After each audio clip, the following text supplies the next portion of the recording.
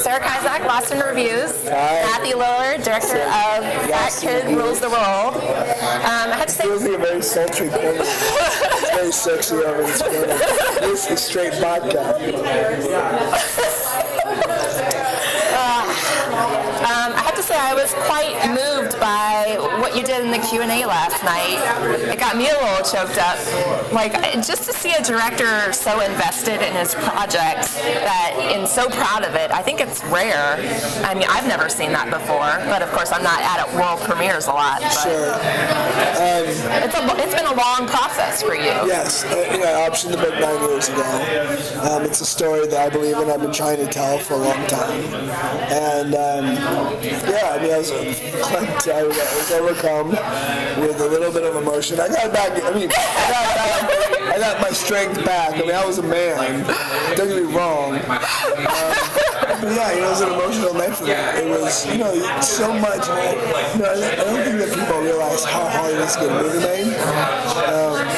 And we take it for granted. And you see reviews and people eviscerate films, but a lot of times these movies are hard to make. And yes, I've been in a lot of bad movies, but no movie sets out to be bad. It just happens, and it's little things along the way. It's just you miss the mark just by little things here, a little thing there, a little thing there. All of a sudden you miss the mark and the movie goes south.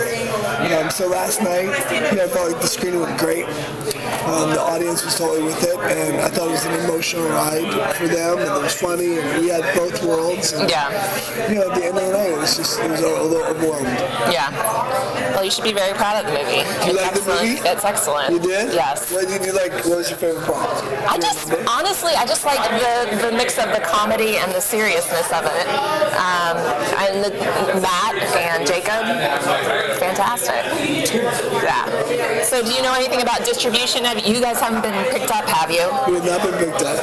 I know a lot about distribution, and I don't know anything about our distribution. We are one of thousands and thousands of films that are made every year trying to find a home. Yeah. I think we will. It's not essential to me that we just find a home. I want to find the right home. Yes. And for me, I feel like it's a movie that will hopefully be found by kids, and the kids will relate to, and the kids that need to relate to this movie, I hope they find it. Yeah. So that's essential, and I just hope that we find somebody that believes in it enough to give it a chance. Yeah. Can you talk about how you got Mike McCready involved in the film? Yeah, Mike McCready is the lead guitar player of Pearl Jam.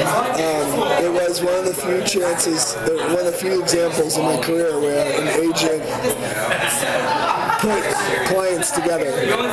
So he was a client at the same agency I am, and his agent was like, Mike, I pitched it to my directing agent over there, and he stood up, said, come with me, and we went and sat with the agent who represents musicians, and he literally said, the agent said, what about Mike McCready? And I was like, I own every Pearl Jam album. Yes, and for us, that what he brings to the project was worth the risk, because he never scored a movie before. And I will say he single-handedly saves a lot of elements of that film. The whole end of the movie, I made a very creative choice that would have bit me in the ass if it wasn't for Mike's music. And I just think that emotionally, the story is told so well with his music that he really elevates the film to a whole new level. It's really amazing. Yeah. Well, I think you were very lucky to get Jacob and Matt with this, and it was a great cast. So I wish you the best of luck, honestly. Thank you very much. Thanks so much.